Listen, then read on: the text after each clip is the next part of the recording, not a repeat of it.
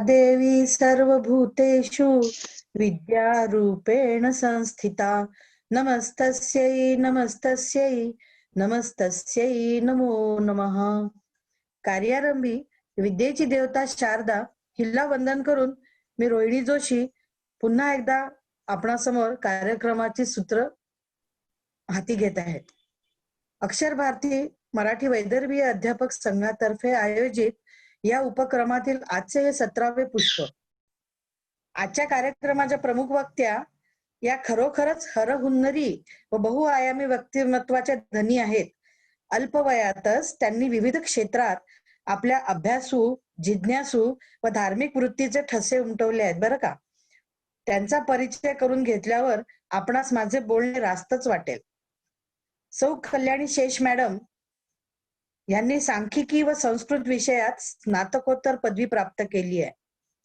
त्यांनी संस्कृतची सेट परीक्षाही उत्तीर्ण केली आहे। नागपूरच्या नामांकित अशा सोमलवार शाळेत त्या गेल्या 18 वर्षापासून संस्कृत व मराठी विषयांचे अध्ययन करीत आहेत। संस्कृत विषयाच्या मॉडरेटर म्हणून तर मराठी विषयाच्या रिसोर्स पर्सन म्हणून त्यांनी कार्य केले आहे।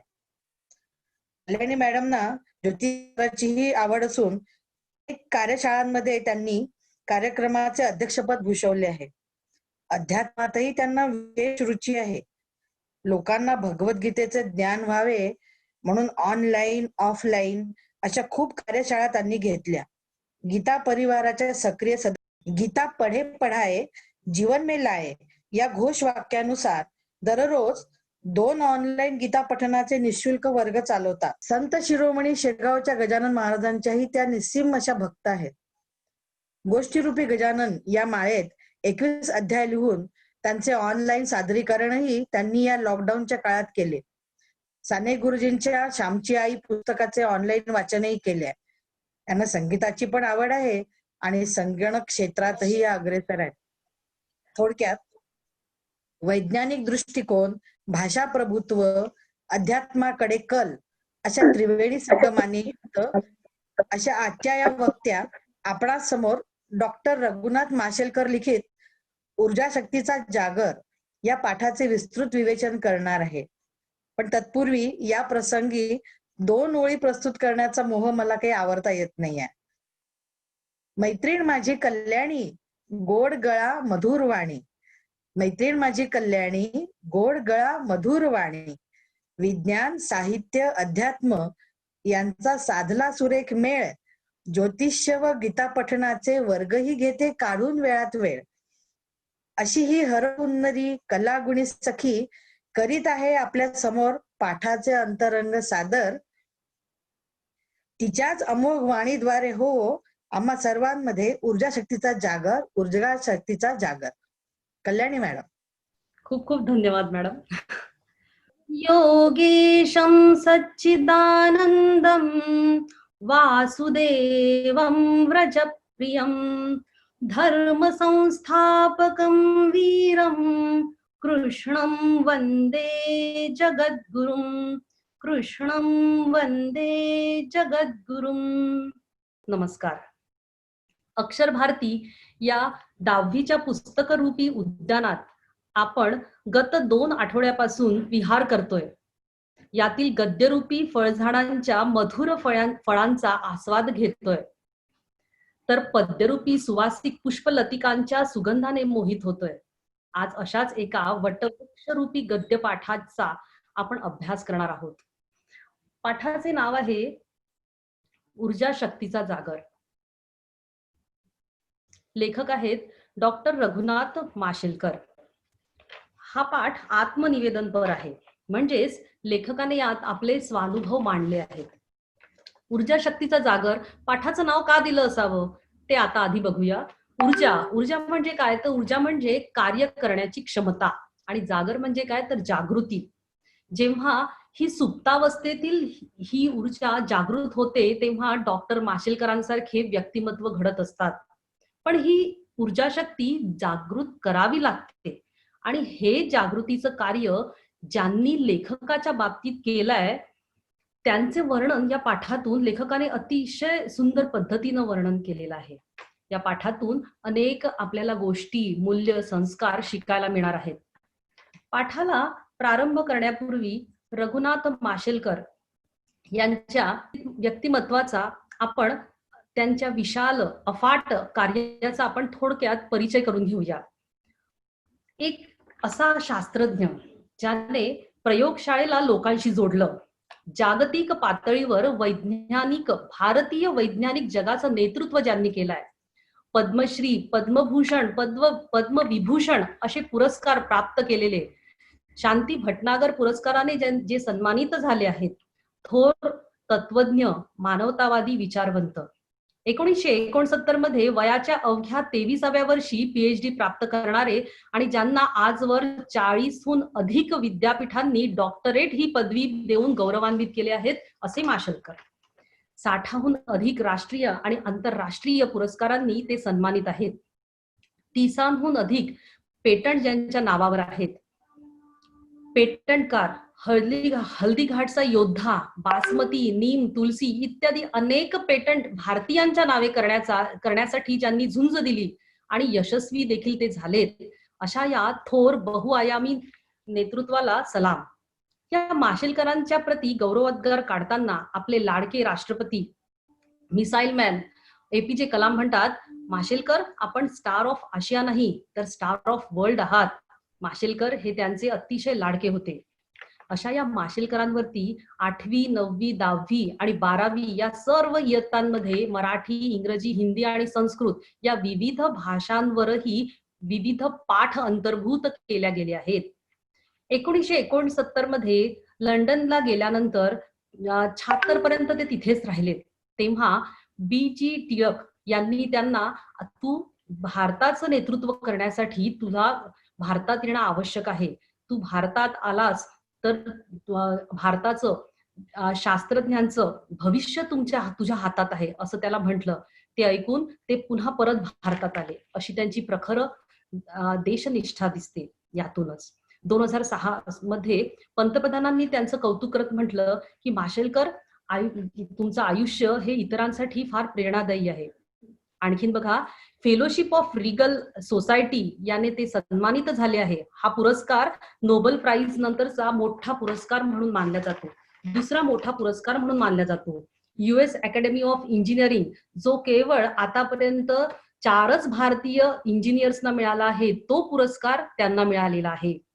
US नॅशनल अकॅडमी ऑफ सायन्सची फेलोशिप त्यांना मिळाली आहे. 1870 नंतर ही फेलोशिप मिळवणारे ते पहिले भारतीय आहेत. आयझॅक न्यूटननी स्वाक्षरी केलेल्या पुस्तकामध्ये स्वाक्षरी करण्याचा बहुमान त्यांना मिळाला आहे. असे हे माशेलकर, यांच्या कार्याची स्तुती करावी ना तेवढी कमीच आहे. असे हे बहुआयामी व्यक्तिमत्व, पण अत्यंत विनम्र. हे व्यक्तिमत्व कसं घडलं असावं बरं? त्यांच्यातील या ऊर्जा स्रोतांचा जागर कुणी बरं कडून घडवून आणला असेल? या सर्व प्रश्नांची उत्तरं म्हणजे हा अतिशय समृद्ध असा पाठ, ज्याचं नाव आहे ऊर्जा शक्तीचा जागर. आठवणीतील शाळा आणि शिक्षक या संग्रहित पुस्तकातून हा पाठ घेतला गेला आहे. लेखकाला घडवणारे 3 घटक म्हणजे त्यांचे संस्कार केंद्र. हे 3 घटक जे माशेलकर घडले आहेत, त्यांना घडवणारे हे जे 3 घटक आहेत ते म्हणजे, लेखक सांगतात, माझी आई, माझी शिक्षक आणि माझी शाळा.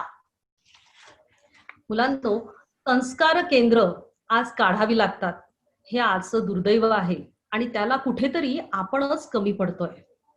आंतरराष्ट्रीय ख्यातीचा शास्त्रज्ञ म्हटल्यानंतर घरचं वातावरण कसं असावं? नक्कीच ते अभ्यासाला पोषक, पूरक, आर्थिक सुबत्ता असेल, घरची मंडळी जी आहेत ती अतिशय सुशिक्षित असतील असा आपला समज असणं स्वाभाविक आहे. परंतु माशेलकरांच्या बाबतीत असं काहीही नव्हतं. नामांकित शाळा, ट्युशन्स आणि इतर सर्व गोष्टी ज्या आपल्याला आज हव्या असतात, या गोष्टींमुळे आपण घडतो असं अजिबात नाहीये बरं. आपण जे शिकतो ते नीट समजून घेणं जास्त महत्वाचं आहे. प्रत्येक विषयाचं पाठ्यपुस्तक नीट समजावून घेणं हे अतिशय महत्वाचं आहे. लेखकाचा आपल्याला होणारा परिचय जो पाठात आला आहे तो अशा प्रकारे आहे. लेखकाच्या बाबतीत आई आणि शिक्षक यांच्या बाबतीत लेखकांचं अतिशय सुंदर वाक्य आलंय. आई आणि शिक्षक यांच्या ऋणात मी नेहमीच राहू इच्छितो. कारण त्यांनी घेतलेले कष्ट आणि मार्गदर्शन यांच्या बळावरच लेखक आज इथपर्यंत पोहोचले आहेत असं ते म्हणतात. लहानपणी आर्थिक परिस्थिती अतिशय बिकट होती. शिक्षणाची सोय नव्हती, पण शिक्षणासाठी ते आसुसलेले होते. म्हणजे शिक्षण घेण्याची तीव्र आकांक्षा असणारे. परीक्षेसाठी पैसे नव्हते. आता पुढील शिक्षण थांबेल असे क्षण त्यांच्या आयुष्यात दोनदा येऊन गेले. एकदा हायस्कूलच्या प्रवेशाच्या वेळी आणि दुसऱ्यांदा 11वी नंतर पुढील शिक्षणाच्या वेळी. त्या काळी 11वी बोर्ड होतं आणि बरं का, अत्यंत गरीब परिस्थिती असून सुद्धा ते त्या 11वी बोर्डात मेरिट होते. पण तरीही परिस्थितीमुळे त्यांना पुढे शिक्षण मिळेल की नाही याबद्दल अजिबात गॅरंटी नव्हती. आणि पण तरीही हा प्रवास पुढे सुरू राहिला आणि असा हा शास्त्रज्ञ आपल्याला मिळाला. मुलांनो, आज आपण माझ्याजवळ हे नाही, ते नाही, पुस्तकं नाही, नोट्स नाहीत, विविध विषयांचं साहित्य नाही, शैक्षणिक साहित्य नाही म्हणून आपण नेहमी रडत बसतो, हट्ट करतो. पण साधनांपेक्षा प्रखर इच्छाशक्तीचे बळच माणसाला पुढे नेत असते, हे लक्षात ठेवा. घरच्या परिस्थितीमुळे पायात चप्पल घालायला नव्हती. वयाच्या 12व्या वर्षापर्यंत ते अनवाणीच होते. त्यांना फिरावं लागेल. लेखकाजवळ पुरेशी साधन संपदा नव्हती, लेखन सामग्री नव्हती. अगदी पेन्सिल, ती पण अगदी छोटासा त्याचा तुकडा, तो हातात घेऊन ते अभ्यास करीत असत. पण तरी पण त्यांनी आपला मार्ग प्रशस्त केला. अखंड पेन्सिल तर त्यांना कधीच लाभली नाही. चाळीतल्या छोट्याशा खोलीत अभ्यासाला जागा अपुरी होती. अभ्यासाला घरी पोषक वातावरण अजिबात नव्हतं. पण त्याही परिस्थितीत जिद्दीने आपला अभ्यास त्यांनी कायम ठेवला आणि परीक्षेत त्यांना यश मिळतच गेलं. आर्थिक परिस्थिती सबळ नसल्यामुळे नामांकित आणि सुप्रसिद्ध अशा शाळेत त्यांना प्रवेश मिळाला नाही. पण म्हणूनच विद्यार्थी मित्रांनो, प्राप्त परिस्थितीमध्ये रडत बसण्यापेक्षा, हे नाही ते नाही असं म्हणत बसण्यापेक्षा, प्राप्त परिस्थितीतून मार्ग काढण्याची जिद्द आपल्यात असणं महत्वाचं आहे. लेखकाच्या बालपणाबद्दल उल्लेख आलेला आहे. पुस्तकात जो उल्लेख आलेला आहे तो असा की त्यांचा जन्म 1 जानेवारी 1943 रोजी झाला. त्यांचं गाव गोव्यातलं अगदी छोटंसं गाव, माशेल नावाचं. वडिलांचं नाव अनंत माशेलकर आणि आई अंजली माशेलकर. लहानपणाबद्दल त्यांच्या थोडंफार वर्णन आलेलं आहे. ते असं की त्यांचं फार आनंदित उत्साहात गेलं नाही लहानपण. कारण वयाच्या 6व्याच वर्षी त्यांचं वडिलांचं कृपाछत्र त्यांच्यापासून हरवलं गेलं आणि उदरनिर्वाहासाठी माशेल गाव सोडून ते मुंबईला आले. गिरगावातल्या खेतवाडीत देशमुख गल्लीमध्ये मालती निवासातील पहिल्या मजल्यावर अतिशय छोट्या खोलीत हे मायलेकर राहायला गेले. अशा या परिस्थितीमध्ये असताना आई, हे पहिलं जे संस्कार केंद्र आहे, ज्या आईने त्यांना घडवलं, त्या आईचे या पाठात आलेले गुणविशेष आपण बघूया. आई ही प्रत्येक मुलाची पहिली शिक्षक असते. लेखक तर म्हणतात की माझ्या बाबतीत तर आई ही केवळ शिक्षकच नव्हती, तर ती माझी सर्वस्व होती. हा शब्द अतिशय महत्वाचा आहे. तो कसा बघा. लेखकाच्या आईने त्यांच्या शिक्षणासाठी प्रचंड कष्ट घेतले. नुसतेच कष्ट नाही बरं, प्रचंड कष्ट घेतले. मुलाची शिक्षणाची सोय कशी होईल या चिंतेने ती नेहमी व्याकुळ होत असे. अशा वेळी लेखकाचा मामा मुंबईला आला आणि त्यांच्या मदतीने प्राथमिक शिक्षणाची सोय उपलब्ध झाली. पण हायस्कूलच्या शिक्षणाकरता प्रवेश फी 21 रुपये होती. पण त्यावेळी अशाही वेळी आईने धीर सोडला नाही. खंबीरपणे ती त्याच्या पाठीशी उभी राहिली. आजूबाजूच्या घरी काही कामं केली आणि असं करून पैसे जमवले आणि त्याची फीस तयार केली. लेखकाची शिक्षणाविषयीची ओढ ती जाणून होती. त्यामुळे आर्थिक परिस्थिती अत्यंत वाईट असतानाही पडेल ती कामं, कष्टाची कामं तिने केली. लेखकाच्या शाळेत तर दर शनिवारी चाचणी परीक्षा होत असायची. त्यासाठी उत्तरपत्रिका म्हणजेच आन्सरशीट ही घरून आणावी लागायची, कारण शाळेची परिस्थिती काही फारशी चांगली नव्हती. त्या उत्तरपत्रिकेची किंमत किती होती माहितीये? त्या काळात ती 3 पैसे होती. पण ती 3 पैसे जमवताना, तेवढेच 3 पैसे जमवताना त्या माऊलीला जो संघर्ष करावा लागला, जे कष्ट करावे लागले, ते पैसे उभे करताना तिच्या डोळ्यात जे पाणी तरळायचं ना, ते सांगताना लेखक म्हणतात, आजही माझ्या अंगावर तो प्रसंग आठवला की काटा येतो. बघा काय परिस्थितीतून ते पुढे आले. ज्यांनी आज इतके पुरस्कार प्राप्त केले आहेत, त्यांची बालपणची परिस्थिती बघा कशी होती. पण या सर्व परिस्थितीत आई त्यांच्या पाठीशी सदैव होतीच. आणखीन एक आठवण लेखक सांगतात ती अशी की काँग्रेस हाऊस जवळ एक काम मिळू शकतं असं त्यांना कुठून तरी कळलं. अशा वेळी लेखकांची आई तिथे दिवसभर रांगेत उन्हात ताटकाळत उभी राहिली. ती माऊली दिवसभर उभी राहिली आणि जेव्हा तिचा नंबर लागला तेव्हा तिला सांगण्यात आलं की केवळ हे काम 3री आणि त्याहून अधिक शिकलेल्यांनाच आम्ही देऊ शकतो. ते ऐकून आई निराश झाली, पण तिनं मनाशी पक्क ठरवलं. आई अल्पशिक्षित होती, पण तिनं पक्क ठरवलं की मी माझ्या मुलाला खूप शिकवीन, कारण शिक्षणाशिवाय या जगात मान नाही. किती बोलका प्रसंग आहे हा. अशा त्या माऊलीने त्यांच्यासाठी जे प्रचंड कष्ट घेतलेत ना, त्याला सीमाच नाही. वही विकत घ्यायला पैसे नव्हते, पण त्यामुळे ती थांबली नाही. घरात असणारी जी काही कागदपत्र होती, जी कागद होती, ती त्यांनी एकत्र केली. आईने एकत्र केली. त्यातले काही पूर्ण कोरे, काही अर्ध कोरे, काही पाठ कोरे, अर्धवट लिहिलेले जे कागद होते ते एकत्र करून त्यांच्या वह्या ती त्यांना तयार करून देत असे. अशा प्रकारे माशेलकरांना आईने घडवले. त्यानंतरचं दुसरं संस्कार केंद्र जे माशेलकरांनी सांगितलंय ना, ते म्हणजे त्यांचे शिक्षक होते. माशेलकरांचं हायस्कूल मधील शिक्षक अतिशय सेवाभावी वृत्तीचे होते. विद्यार्थ्यांना शिकवण्यात ते नेहमी समरस होऊन जात. स्वतःला झोकून देऊन ते शिकवत असत. कुठलीही अपेक्षा न करता अत्यंत निरपेक्ष वृत्तीने शिक्षक तेव्हा शिकवायचे. या त्यांच्या वृत्तीचा लेखकावरही परिणाम झाला आणि संस्कार होत गेले.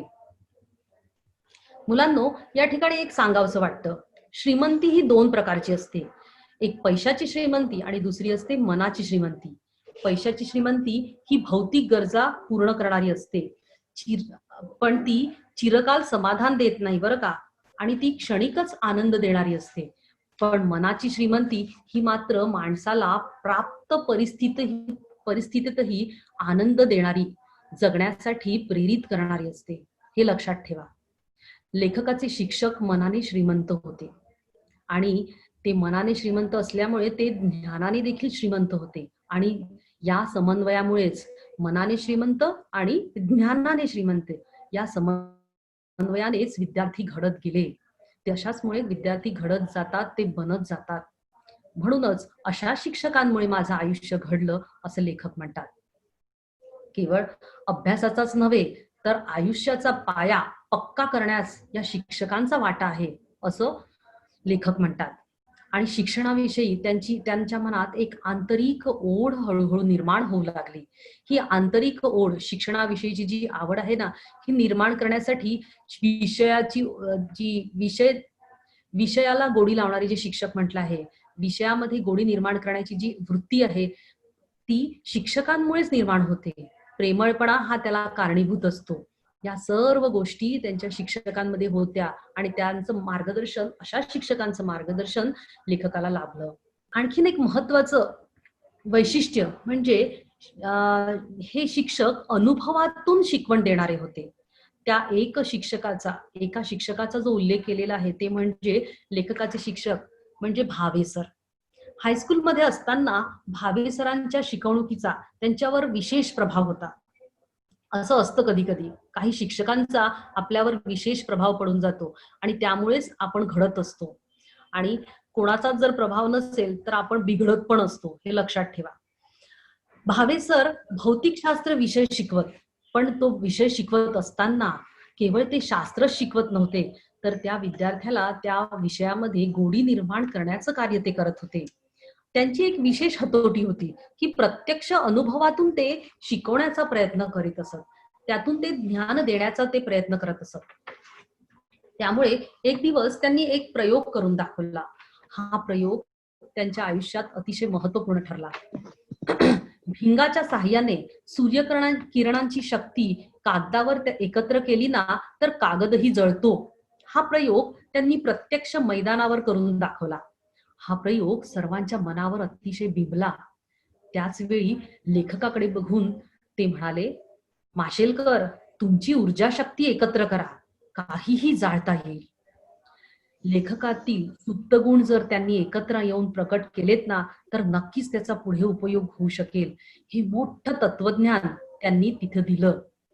एकाग्रता आणि विज्ञान या दोन्हीच्या संयोगातून लेखकातील सुप्त जागृतीचा, सुप्त ऊर्जा शक्तीचा जागर त्यांनी करवला. आणि हा प्रसंग त्यांच्या आयुष्यात नेहमीच करता एक टर्निंग पॉइंट म्हणून ठरला. आयुष्याचे एक फार मोठं तत्वज्ञान भावे सरांनी या शिकवणुकीतून दिलं. आणि याचाच उल्लेख आहे ना पुढे जाऊन एका प्रसंगी माशेलकरांनी दिला आहे. तो प्रसंग या आपल्या पाठात नाही आलाय, पण या अनुषंगाने आहे म्हणून एक छोटासा प्रसंग तुम्हाला सांगते. CSIRच्या त्यावेळी 40 प्रयोगशाळा होत्या, आहेतही त्या. ठीक आहे. ज्यावेळी CSIRचे अध्यक्ष माशेलकर झालेत, त्यावेळी त्या ठिकाणी 28,000 कर्मचारी तिथे होते. अशा वेळी माशेलकरांनी बघितलं की या सर्व प्रयोगशाळा ज्या भारतात विविध ठिकाणी आहेत, त्या प्रयोगशाळा एकमेकांशी कनेक्ट नव्हत्या, त्या एकमेकांना जोडून काम करत नव्हता. प्रत्येक प्रयोगशाळेमध्ये स्वतंत्र पद्धतीने रिसर्चचं काम सुरू होतं.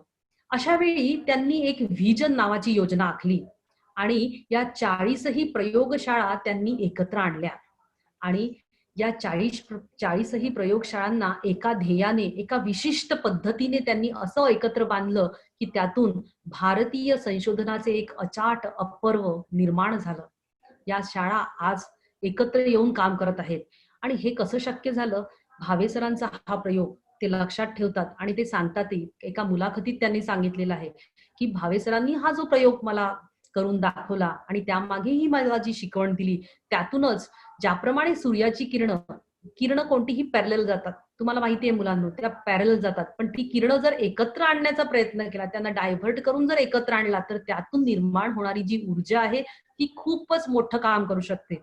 प्रत्येकातही ही ऊर्जा आहे, ही शक्ती आहे, ती विविध विचारांमुळे ती आपली डायव्हर्ट होत असते. ती एकाग्रतेच्या या भिंग गोलातून जर एकत्र आणलीत ना, तर त्याचा जो परिणाम होईल तो इतका चांगला परिणाम होऊ शकतो.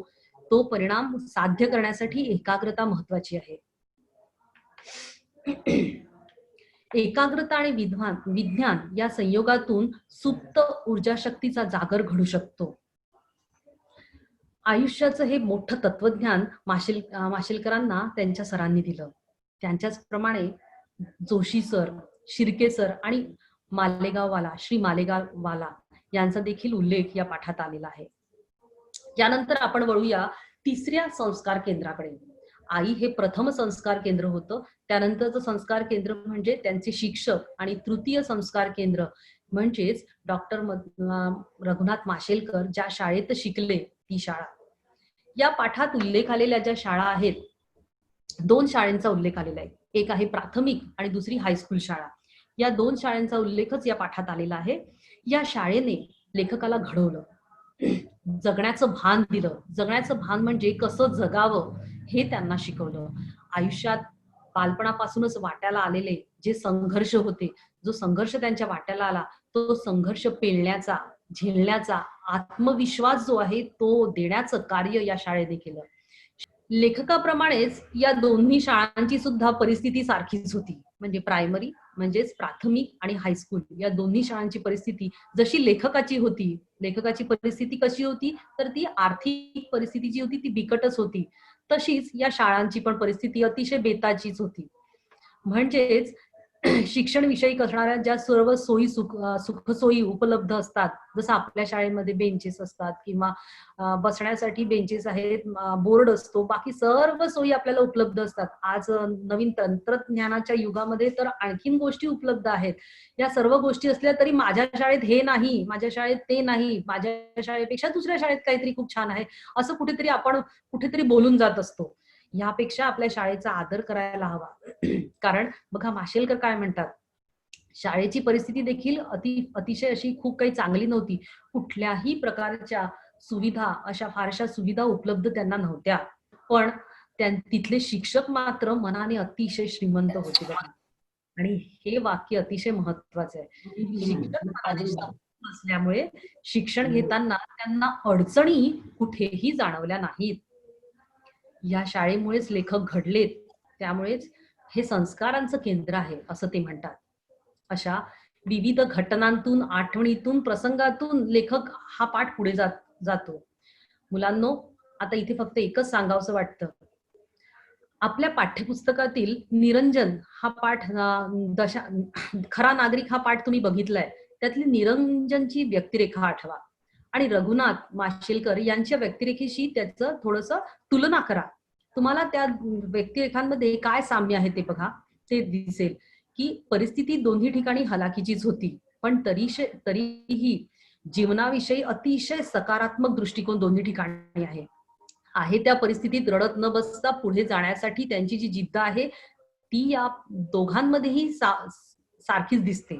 तसंच चंदू बोर्डे लिखित बीज पेरले गेले हा पाठ जर तुम्ही बघितला असेल तर या पाठातील व्यक्तिरेखेमध्ये या पाठातील लेखकाची व्यक्तिरेखा आणि रघुनाथ माशेलकर यांची व्यक्तिरेखा बघा. तुम्हाला हे लक्षात येईल की लहानपणीच्या या आठवणीतूनच एक बीज मनामध्ये त्यांच्या रोवलं गेलं आणि ते बीज पुढे जाऊन वटवृक्षासारखं झालं आणि या वटवृक्षाच्या छायेतूनच ही महान मंडळी पुढे तयार झाली आहे.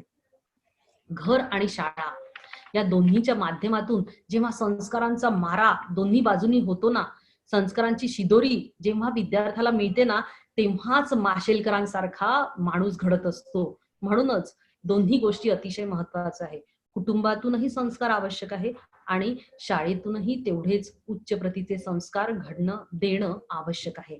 म्हणजेच या ठिकाणी कुटुंब आणि शिक्षक या दोन्हीची जबाबदारी अतिशय वाढते. तर मुलांनो, या पाठातून तुम्ही काय शिकू शकता? या पाठातून शिकण्यासारखी गोष्ट हीच की प्राप्त परिस्थितीवर मात कशी करता येईल. मुलांनो, त्यामुळे आता जागे व्हा, सुप्त शक्ती ओळखा. वडीलधारी मंडळी, गुरुजन जी मंडळी आहेत त्यांनी दिलेल्या सल्ला जो असेल, त्यांनी दिलेला जो काही सल्ला आहे तो शिरोधार्य माना आणि आचरणात नक्की आणा. अशा प्रकारे हा पाठ इथे संपलेला आहे. पाठ नक्कीच आवडला असेल, कारण ऊर्जा शक्तीचा जागर या पाठातून आपल्याला दिसतो. या पाठामध्ये असणाऱ्या ज्या काही प्रमुख गोष्टी आहेत त्या गोष्टींबद्दल आपण आता बघूया. या पाठामध्ये शिक्षकांनी काय काय दिलं याचं वर्णन, एक कृती आपण इथे बघणार आहोत. बाकी कृती तर तशा पाठामध्ये दिलेल्याच आहेत, पण काही कृती आपण इथे बघूया की शिक्षकांनी काय काय दिलं. तर व्यक्तिमत्वाच्या जडणघडणीसाठी मार्गदर्शन केलंय, आयुष्याच्या उभारणीसाठी भरपूर शिदोरी दिलेली आहे, संघर्षासाठी आत्मविश्वास आणि जगण्यासाठी भान. या तिन्ही चारही गोष्टी आपल्याला अतिशय लक्षात ठेवायच्या आहेत. त्यानंतर पुढील एक कृती जी तुम्हाला सांगावीशी वाटते, घटना आणि परिणाम यावर आधारित जी कृती आहे. आई बराच वेळ ताटकाळत रांगेत उभी राहिली, त्याचा परिणाम पुढे काय झाला, तर लेखक पुढे जाऊन खूप खूप शिकले. भावे सरांनी प्रयोगाद्वारे कागद जाळला, त्याचा परिणाम काय झाला, तर लेखकाला एकाग्रतेचा मंत्र मिळाला आणि त्यांना विज्ञानही समजलं. या दोन कृती मला थोड्या चांगल्या वाटल्यात, वेगळ्या वाटल्यात, म्हणून त्या इथे मांडल्या आहेत. बाकी कृती ज्या आहेत पाठामागच्या त्या कृती पण तुम्हाला सोडवून बघायच्याच आहेत. शब्दसमूहाबद्दल एक शब्द, दोन मजल्यांचा समूह, त्याला दुमजली असं एक नाव आहे. त्याचप्रमाणे वाक्प्रचार, धीर न सोडणे, निराश न होणे, ऋण असणे, उपकार असणे, झोकून देणे, पूर्णपणे सहभागी होणे. समानार्थी शब्द काही आलेले आहेत. ते समानार्थी शब्द म्हणजे बघा, परमप्रिय, अतिशय प्रिय, निवांत, शांत, पुसट, अंधुक, बिऱ्हाड, घर, नामांकित, प्रसिद्ध, आपुलकी म्हणजेच जिव्हाळा, असे हे या पाठामध्ये आलेले काही भाग आहेत. बाकी तुम्हाला माहितीच आहे की पाठामागील कृती करत असतानाच आपल्याला काही विशिष्ट स्वमताचे वगैरे प्रश्न दिलेले असतात. त्या प्रश्न सोडवण्यामध्ये ते सर्व प्रश्न तुम्हाला सोडवून बघायचे आहेत. त्यातला एक प्रश्न अतिशय सुंदर आहे स्वमताचा. भावेसरांची शब्द हीच माशेलकरांची खरी ऊर्जा या विधानाचा तुम्हाला समजलेला अर्थ लिहा. तुम्हाला माहिती आहे, आताच आपण थोडा चर्चा केलेली आहे जेव्हा माशेलकरांबद्दल भावेसरांबद्दल वर्णन आलेलं होतं. त्या प्रयोगाचा दाखला इथे द्यायचा आहे की ज्याप्रमाणे त्या प्रयोगातून हे सिद्ध झालं की सूर्याची किरणं जेव्हा भिंगातून एकत्र येतात, भिंग हे माध्यम आहे, त्या माध्यमातून जेव्हा एकत्र येतात तेव्हा त्यांची शक्ती इतकी जास्त असते की त्या शक्तीतून अख्खा कागद जळू शकतो. कागद जाळण्याची शक्ती त्यात असते. त्याचप्रमाणे जेव्हा एखादा व्यक्ती आपल्या सर्व विचार शक्ती ज्या आहेत त्या एकत्र आणून जेव्हा एकाग्रतेने कुठला जे कार्य करेल, जे कार्य असं कार्य की ज्या कार्यातून त्याला पुढे काही मिळवायचं आहे, ते कार्य जेव्हा तो करायचा प्रयत्न करतो एकाग्रतेने, तेव्हा ते कार्य निश्चितपणे ते त्याला साध्य होतं. अशा प्रकारे आयुष्याचं मोठं तत्वज्ञान आणि विज्ञान ह्या दोन्ही गोष्टी या प्रयोगातून लेखकाला जाणवलेल्या आहेत. या ठिकाणी लेखन कौशल्याच्या कृती ज्या तुम्हाला येऊ शकतात त्या कृतींबद्दल विचार करत असताना मी इथे घेतलं नाहीये कारण की माझ्या कम्प्युटरमध्ये थोडासा टेक्निकल प्रॉब्लेम होता. फक्त मी तोंडीच डिस्कस करते, तुमच्याशी चर्चा करते की निबंधाच्या कृती या पाठावर काय निघू शकतात. खरं तर या कृतीच येतील असं अजिबात नाहीये निबंधाच्या किंवा लेखन कौशल्यामध्ये येणाऱ्या ज्या उपयोजित लेखनाच्या कृती आहेत त्यामध्ये प्रसंग लेखनाची जर कृती आली तर आपल्या शाळेत झालेल्या विज्ञान दिनानिमित्त आयोजित कार्यक्रमात प्रमुख पाहुणे म्हणून जयंत नारळीकर किंवा कुठलेही सुप्रसिद्ध जे वैज्ञानिक आहेत ते उपस्थित होते आणि त्यांच्या हस्ते तुम्हाला पुरस्कार प्राप्त झालेला आहे. तर त्याचं वर्णन करणारं, त्या प्रसंगाचं वर्णन करणारं एखादं त्या प्रसंगाचं वर्णन करा असं येऊ शकतं. किंवा निबंधाच्या बाबतीत जर म्हणायचं झालं तर निबंधांमध्ये आत्मकथनपर निबंध, मी शास्त्रज्ञ बोलतोय, किंवा गरज ही शोधाची जननी आहे, किंवा एका शिक्षकाची कैफियत, कारण आजच्या शिक्षकाला खूप झगडावं लागतं बऱ्याचशा गोष्टींमध्ये, बऱ्याचशा गोष्टी मिळवण्यासाठी विद्यार्थ्यांकडनं आणि इतरही जे काही माध्यम आहेत त्यातूनही त्याला झगडत पुढे जावं लागतं. तर शिक्षकांची कैफियत, शिक्षकाची, किंवा बालपणीचा काळ सुखाचा, अशा पद्धतीने वैचारिक निबंध देखील येऊ शकतो. लहानपण देगा देवा अशा पद्धतीने येऊ शकतो. मातृदेवो भव अशाही पद्धतीने, किंवा माझ्या आयुष्यातील शिक्षकांचे स्थान ह्या पद्धतीने, अशा प्रकारे तुम्ही निबंधाची पण या पाठातून तुम्ही एक प्रॅक्टिस करू शकता. पाठ ऊर्जा शक्तीचा जागर असल्यामुळे पाठ घेत असताना फार उत्साहात मी अतिशय भराभर जर पाठ घेतला असेल, माझा अतिशय आवडता असा हा पाठ आहे, त्यामुळे या पाठाबद्दल बोलण्यासाठी मला असं खूप थांबता येत नाही. तर या ठिकाणी मी रजा घेते. पाठ समजला असेलच अशी आशा व्यक्त करते. वा, खूपच छान, धन्यवाद मॅडम. वेगवेगळ्या स्लाइड द्वारा आपण खूपच रोचक असा हा पाठ सादर केला. ऊर्जा म्हणजे काय, त्याचा जागर कसा करायचा हे खूप छान रीतीने स्पष्ट केलं.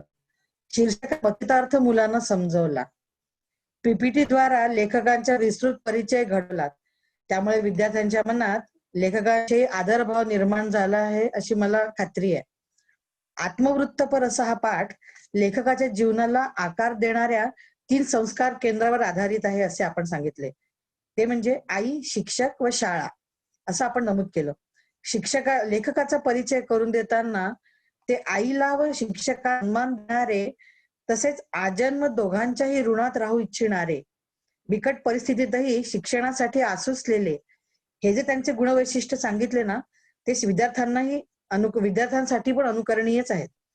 शिक्षक व शिक्षणाविषयी सांगताना श्रीमंती ही 2 प्रकारची असते, पैशाची व मनाची. पैशाची श्रीमंती ही केवळ भौतिक गरजा भागवते, तर मनाची श्रीमंती ही माणसाला प्राप्त परिस्थितीतही आनंदी राहायला शिकवते. हे विद्यार्थ्यांच्या मनावर बिंबवलं. असे श्रीमंत मनाचे शिक्षक लेखकांना लाभले. त्यांचे शालेय जीवनाचा प्रसंग व शालेय शिक्षक भावे सरांचे लेखकाच्या जीवनातील स्थानही आपण या प्रसंगी सांगितलं. आपण जे 3 संस्कार केंद्र सांगितलं, शाळा, त्याबद्दल लेखकांप्रमाणेच शालेय परिस्थिती ही यथातथाच असूनही व शिक्षणाच्या सोयी उपलब्ध नसतानाही केवळ मनाची श्रीमंती असलेले शिक्षक लेखकांना लाभले, म्हणून त्यांना शिक्षण घेताना अडचणी आल्या नाहीत हे मुलांना समजावलं. अशा प्रकारे लेखकाच्या जीवनातील विविध घटनाद्वारे व प्रसंगाद्वारे आपण हा पाठ अत्यंत रंजक पद्धतीने व आपल्या ओघवत्या भाषा शैलीने सादर केलात. घर आणि शाळा या दोन्ही माध्यमातून जेव्हा संस्कारांची शिदोरी विद्यार्थ्यांना मिळते, तेव्हाच माशेलकरांसारखा माणूस घडतो. अगदी खरं सांगितलं आपण, खरे बोलणार, खरे विचार आहेत आपले. प्राप्त परिस्थितीवर मात करून पुढे जावे. मुलांनो, जागे व्हा, आपल्या सुप्त शक्ती ओळखा, वडीलधारी मंडळींचा सल्ला शिरोधार्य समजून आचरणात आणा, असा मोलाचा सल्लाही या प्रसंगी आपण मुलांना दिला. या पाठाद्वारे विद्यार्थ्यांच्या मनात लेखकांच्या बहुतांश गुणांची व मूल्यांची रुजवणूक करण्यातही आपण यशस्वी झालात. खरोखरच आजच्या आपल्या प्रबोधनाने विद्यार्थ्यांमध्ये नव्या ऊर्जा शक्तीचा जागर झाला आहे, असे मला खात्रीपूर्वक वाटतं. पुनश्च धन्यवाद मॅडम. विद्यार्थ्याकडनं प्रश्न आलाय, मनाने श्रीमंत म्हणजे काय? सर्वांना सर्वप्रथम नमस्कार करते. मॅडम, पाठ खूप छान झालेला आहे तुमचा. आता विद्यार्थ्यांचा प्रश्न आहे की मनाची श्रीमंती म्हणजे काय? पैशाची श्रीमंती सगळ्यांनाच माहिती असते, पण आपले जे शिक्षक असतात आणि जे शिक्षक कुठल्याही फळाची अपेक्षा न करता, कुठलाही मोबदला न घेता, मोबदला म्हणजे की मी तुला शिकवतोय तर त्याच्या बदल्यात तू मला पैसे दे, किंवा पूर्वी जे लोक होते ते शिकवणी वर्गात असायचं, मग शेतकऱ्याचा मुलगा त्यांना भाजीपाला नेऊन द्यायचा किंवा इतर गोष्टी द्यायचा. अशी कुठलीही अपेक्षा न करता विद्यार्थ्याला ज्या ज्या वेळी जमेल त्या वेळी योग्य मार्गदर्शन देणारे जे शिक्षक असतात. तुम्हाला खरं उदाहरण सांगू, आपला हा उपक्रम, या उपक्रमामध्ये प्रत्येक शिक्षक हा मनाचा श्रीमंत आहे. फक्त विद्यार्थ्यांसाठी प्रत्येक जण सचोटीने प्रयत्न करत आहे, तुमच्यासाठी स्लाइड्स तयार करत आहे. याच्यामध्ये कोणीही कुठल्याही प्रकारचा पैसा मोबदला घेत नाहीये. आणि असे जे शिक्षक असतात, जे फक्त ज्यांचा केंद्रबिंदू हा फक्त विद्यार्थी असतो आणि विद्यार्थ्याला घडवणं हेच ज्यांनी आपल्या मनी ठामलेलं असतं, असे जे शिक्षक असतात त्या शिक्षकांना खरा शिक्षक किंवा मनाने श्रीमंत शिक्षक असं आपण संबोधलं जात असतं. मला असं वाटतं की आता त्या विद्यार्थ्यांना मनाने श्रीमंत म्हणजे कसा हे कळलं असेल. आमच्या शाळेचा हा खूप होतकरू आणि खूपच आदर्श विद्यार्थी आहे बरं का, अभिराम पांडे. जेव्हा विद्यार्थ्यांना मनात प्रश्न निर्माण होतात तेव्हाच ते अभ्यास करतात, तेव्हाच त्यांचे पुढे उज्ज्वल भविष्य आहे समजायला लक्षातच येतं आपल्या. आता आभार प्रदर्शनाच्या औपचारिक कार्यक्रमाकडे वळूया. कार्यक्रमास उपस्थित ज्येष्ठ मार्गदर्शिका डॉक्टर माधुरी जोशी मॅडम, मार्गदर्शिका डॉक्टर सोनाली हिंगे मॅडम, कार्यक्रमाची संकल्पना साकारणाऱ्या शिल्पा कुलथे मॅडम, सर्व शिक्षक वृंद व विद्यार्थी वर्गाचे मनपूर्वक आभार.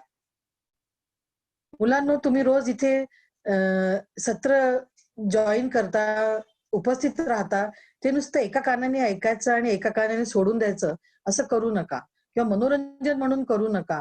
तर हे सगळं तुमच्यासाठी हा सगळा उपक्रम 15 दिवसापासून राबत आहे, पुढेही सुरू आहे, तेव्हा त्याचा फायदा करून घ्या.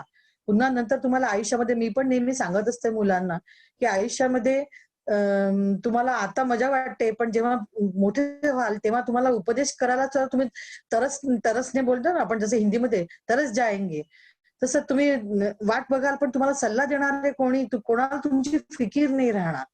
परंतु आता या क्षणी तुमच्यासाठी कळकळीने तुम्हाला जे शिक्षक वगैरे वर्ग सांगतात, तुमच्या हिताच्या 4 गोष्टी सांगतात, ह्या अगदी मनात बिंबवा, रुजवा.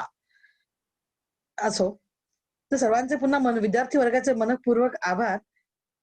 धन्यवाद. शुभरात्री.